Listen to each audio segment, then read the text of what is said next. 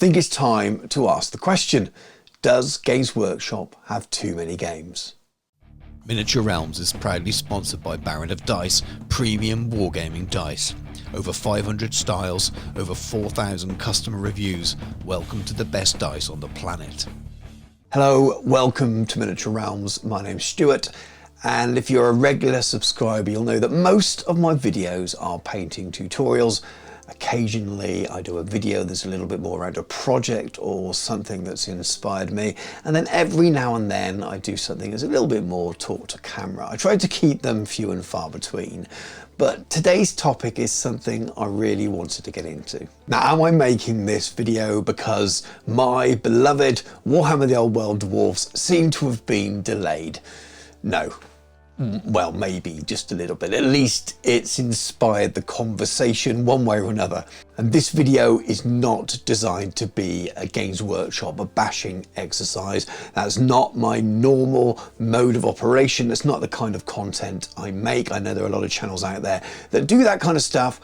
More power to them. It's not the kind of thing I engage with and watch with. I want this to be relatively positive because I think it should be positive. This is a hobby after all. There are far more important things going on in the world which we should be angry about. So I'm not angry about this. This is more of a discussion point. And as part of that, I also want to add, this is not aimed at anyone in particular that works at Games Workshop. I know a number of people who work there watch this video. I have friends that work for the company. It is definitely not aimed at any creatives who make and design our games or their direct management who manage those things. It is not their fault. This is not what I'm talking about in this video at all. I also don't want to turn this into a history video. There are many channels, Jordan Sorcerer, I'm looking at you, who do a fantastic job of creating histories of Games Workshop and other game settings and things. But I do want to go back a little bit in time and look at what Games Workshop was like a few years ago, or quite a few years ago. Aside from the stalwarts of Warhammer 40,000, Warhammer 40k, many other game systems or boxed games have joined their ranges and gone again over the years. And we had the specialist games range back in the 2000s, and we also had the Fanatic magazine that was out for a year, I think 2004, 2005, I've got a few issues of it here. And the Fanatic studio, headed up by Jervis Johnson at that time, looked after a lot of these smaller games or games that have had their big release, but in order to keep them ticking over with extra content, a place you could still buy some of the miniatures and things, they had their own place. But that ended, as far as I'm aware. I think the way it was reported at the time was that there was a decline in interest in those games, but then also it took an awful lot of resource to keep them managed, to keep producing new stuff, but then also to keep their miniatures ranges in stock. Which begs the question now, as we've seen the return of that kind of setup at Games Workshop with the secondary studio, are there too many games again now for them to manage? And for a number of years, we saw Games Workshop focus on his big three, as it was for a period, so Warhammer 40,000, of course, Warhammer Fantasy, which also saw an end and Age of Sigmar rise from its ashes, and of course, Lord of the Rings strategy battle game, which became the Hobbit strategy battle game, which is now Middle-earth strategy battle game. That was a core system at one time. Now, the way I'm explaining this isn't exactly linear or chronological. There will be some overlap, but I'm just trying to get a picture and kind of express my thoughts on what we might be heading towards. But we saw the rise of Forge World. We saw it grow into something that produced rules publications as well. We saw the Imperial Armor books, and very much an extra to Warhammer 40,000. And again, that continued to grow, but they were a separate part of the business that had quite a lot of freedom to do those kind of things, which I think remains to this day to a certain extent, and I think that makes it very, very cool. But it also causes it problems as well at times, and maybe finding windows in the release schedule are part of that. The games they produced certainly grew in popularity. Heresy started as a very, very small bespoke thing in terms of a range of resin miniatures that grew and grew and grew, and eventually saw its own set of rules. Now we've got a second edition of those set of rules, and it's really, really popular, or at least it appears to be really popular, and the novel series clearly had a big effect on that. And I think that affected the way that Forge World at the time was seen within the company and the things it's allowed to do. And we saw further expansion. We saw the return of specialist games type things, so Necromunda. We saw return of Blood Bowl, again, not chronological here, but Blood Bowl looked after by that side of the business. And with all of this, they started making more miniatures in plastic as well. So you can already see how the increase in plastic production from that side of the business is going to start encroaching on the main side of the business, the Age of Sigmar, the 40k side of the business. And over the last few years, we've seen that slow change and migration of the Forge World brand as well. The name changing, no separate website. You still get Forge World resin miniatures, but they're very much available from the main website now, which is brilliant, by the way. That's something they should have done years before. Always annoyed me that the same company had two different websites, and if you wanted to buy one from one thing, one for the other, there was no combined shipping. Crazy stuff. Glad they changed it. But it doesn't take away from the fact that the Specialist Design Studio, which is now the name for that side of the business, is pretty busy. And they have a smaller team, but I think the creatives there do a great job of producing things. I don't really think that's the issue. They seem to constantly be hiring, and we've got a huge range of games from the Age of Darkness, Horus Heresy stuff, of course, Adeptus Titanicus, Legions Imperialis, Warhammer, the Old World, Blood Bowl, Necromunda, and calls for many of the older specialist games to be brought back all the time. So where's my Battlefleet Gothic, people are saying, and that's just going to add to the workload. And it seems they're able to hire the people to design the games, write the rules, do the miniatures, but where does that fit in with the production schedule, especially with all this new plastic stuff now? And how does that fit in with Age of Sigmar and Warhammer 40k from the main studio? So let's bring it back to more recent times. We saw huge growth in COVID, lots of people coming back to gaming, and Games Workshop struggling at times to keep stock. Also because they must have been working in really, really difficult environment and situations, just like we all were. So it seems to be that was when the problem started, also because of global shipping and things like that. So it seems to have been the catalyst for what seems to be a struggle to get hold of the books and the toys and things we want as easily as it felt we could before. But the stock issues across the whole Games Workshop website seem to be a thing. And you speak to players from individual game systems and you get the impression that it's only their game system. There's lots of moaning about Warhammer the Old World and stuff not being in stock. And yes, there's key things often missing. At any given time you go in a month, you may find that the Bretonian or the Tomb King starter box isn't in stock. But if you flick down through the pages, there's still quite a bit in stock as well. It's not where it should be, but they're not out of stock for too long. It might be a month or so before things come back. Do they go out of stock again pretty quick? Yeah, they do. But it's the same for everything else as well. You flick through the Warhammer 40,000 pages. I've recently bought some Astra Militarum. You scroll down to the bottom of those ranges. There's stuff out of stock in nearly every range. Now, some of it will be because there's new stuff coming out and they're winding the stock down. Other things, no, they're just out of stock and they may not be in the production priority or on that list at the moment, but it seems very, very different from the days where pretty much everything you wanted would be available. It might be because the amount of different stock that's there, the range, which I've already alluded to, growing all the time with all these games. It might well be production, might well be logistics. It's probably all of those things, but it's definitely a time where lots of people are expecting their stuff not to be in stock when they go to their website. So going some way to bringing it back to the question of, are there too many games? I think that some of the Specialist Design Studio games seem to be hardest hit by this.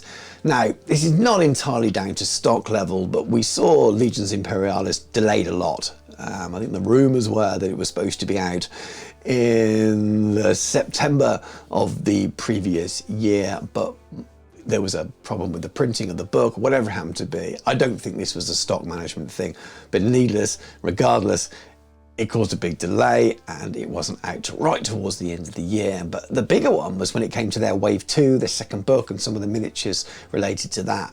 I think I was away on holiday that weekend, and I checked the Monday, it was gone, just everything was gone. And I think that seems to be the case a lot now, but that game, I believe, has been impacted by some bad luck with whatever went wrong with the printing of that book. But afterwards, the poor stock levels for the second wave, and the poor stock levels for the initial wave, considering it was so delayed, that sold out really quick as well. Leads me to believe that there's some mismanagement there, or they just can't cope with the demand, so they can't make enough of something before they've got to start making something for the next release, and stuff just goes out of stock like that. And I really feel for the games designers there and the creatives who are designing these games, do a really good job of it, get a good review for the game, but the game's not growing the way it potentially could do because you just can't buy it, capping the sales essentially. So let's talk about another example, and of course it's dwarves, and I've mentioned on previous videos, I've got an awful lot of old world content on the channel. It's my main thing probably at the moment, and dwarves are my main army. So I say all that with openness and context here, and I'm not moaning because they're not here. They will arrive and I will enjoy them when they do, but Old World was released in January with 2 factions. They announced orcs on release day. They came out 8 weeks later, I think, and then on their release week, I think they announced dwarves, at least it was very close around that time. So it's the 21st of March when they announced dwarves, and we still don't have them. I'd expected 8, 10 weeks, maybe even 12 max, because usually when something is shown as a reveal, as a painted miniature, it's usually on sale within a sort of 3-month period. I don't know if that's a solid rule, but that's usually what you see, which leads me to believe maybe there's a delay there. And why is that? Well, there's been rumours about delays all year, things being pushed back, and that makes sense with all the other things I've been talking about. They've been struggling, we know that. Delaying stuff seems to make sense. And when you've got a big release, so Warhammer 40,000 last summer, we got Age of Sigmar 4th edition this summer, that has got to take priority. I get it. But it really, really highlights the issue, I think, where a big release comes along and everything else gets stopped or put on hold for it. There's no room for it, and that's because of time, maybe. So then it becomes a planning thing, or it's a production issue and logistics issue that they can't manage 2 big releases at the same time. It may well be that dwarves were never planned to be out now, and they're designed to come out after the Age of Sigmar release, or tucked in between it, which would be extremely weird, but I don't think so. I get the impression that they have been delayed, and it may have been unlucky that they've just been pushed back 2 weeks or so, and because that's landed in this window for Age of Sigmar 4, they might have to pop out all the way at the other side, which may not be till August time now, which is an extremely long time from when they were announced, and really bad for that game and for the people who were writing that game and working on that game. But what are you going to do if you want to play those other factions? Do you not play it? Do you 3D print your armies? eBay can only help you so much. Do you look at alternative miniature ranges? And that's my fear for some of these smaller games, and that's my fear for the side of the business that I love most, which is the specialist design studio and their products. I'm not saying they're going anywhere, but it definitely concerns me that those games could be a lot more popular if Games Workshop was able to release and deliver the miniatures for them as well as they did for their other games. In their annual report for 2023, Games Workshop actually wrote this: "We continue to plan ahead and are ready to build an additional manufacturing facility when it is required. We currently have spare capacity." Now, if like me, you're thinking, spare capacity, that's not really my experience of shopping with Games Workshop, then I think that would be fair. A spare capacity, yeah, I don't see that myself. That's not how I feel as a customer when quite a lot of the time I go to buy something and it's not in stock. And I'm not talking about the special edition scarce things, I'm not talking about certain Black Library books. That is another conversation entirely. I'm talking about mainline items that are due to come back in and do come back in stock, but still sell out in 5 or 10 minutes because they haven't managed to make enough. And is that a projection thing, forecasting thing? Sometimes I'm sure. Sometimes I wonder if they're just making such a small amount because they need to make the next thing and then the next thing, and they're constantly running around treading water. It certainly feels like that from this side of it as a customer. Now, to be fair to them, they have announced very, very recently that they're building a new factory which will open in 2026. And it's great news, but makes you wonder why they didn't realise they needed that spare capacity in the previous year's report, or why they didn't mention it. But I suppose that brings me on to my final point around it, really. So I have a lot of sympathy with them. I don't think it's anyone's fault directly, just growth that they haven't been able to deal with. But there's a little bit of honesty there that maybe should have been expressed in 2023. But more than that, honesty with us in the short term. Warhammer Community is a fantastic tool for communicating with us, and they're very good at showing nice things off. But they're awful at communicating about things like this.